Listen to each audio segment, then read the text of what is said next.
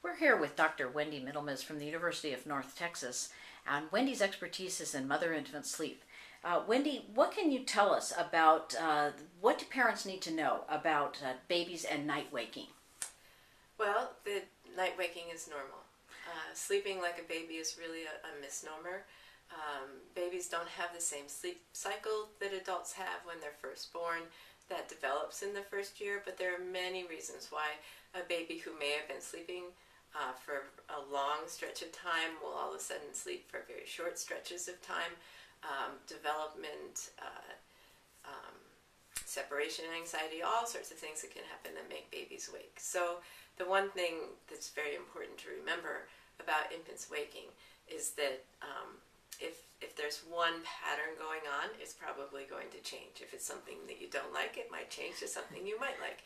If it's something that you like, maybe it will change to something you like more, but perhaps not. But babies wake. It's just natural. It doesn't mean that they're going to have poor sleep habits when they're older. When a baby wakes at night, or if you're trying to get your baby to sleep at night, one of the best ways to do that is to make sure that you are responsive and understand that they may wake. And what would you say to a parent whose all their neighbors and their friends have babies who are, quote, sleeping through the night? What would you say to that parent whose baby seems to be the only one who's not?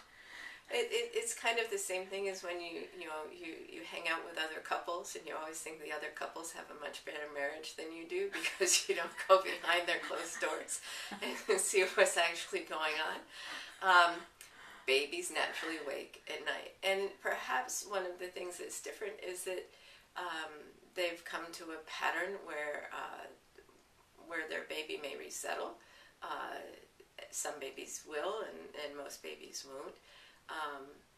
And it just sometimes it's just a definition of what if you sit parents down and ask them which I've done, and ask them what sleeping through the night means. It means the same thing that many other parents are saying about their baby who doesn't sleep through the night.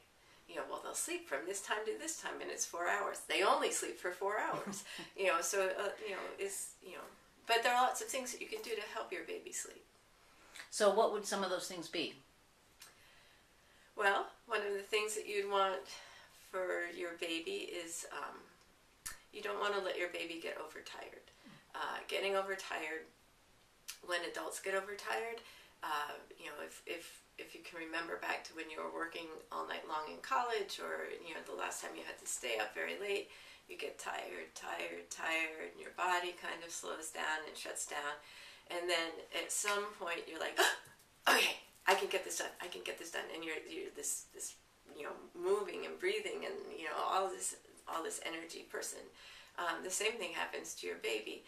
Your baby has these cues that the baby's getting very sleepy, and that's when their body is kind of closing down for sleep and getting ready. And if they get past that, then they get restless, and then they get irritable, and then they get jittery.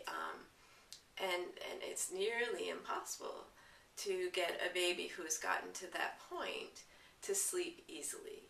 Generally, it's the same thing that we do if we've stayed up all night for some insane reason, and we get up in the morning. We don't go to sleep then, which would be reasonable because we're really up, we're really awake, and then someplace around 2 we want to go to bed.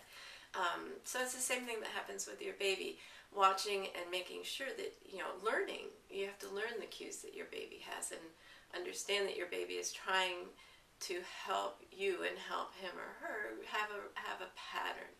But that sleepiness is very important to look for.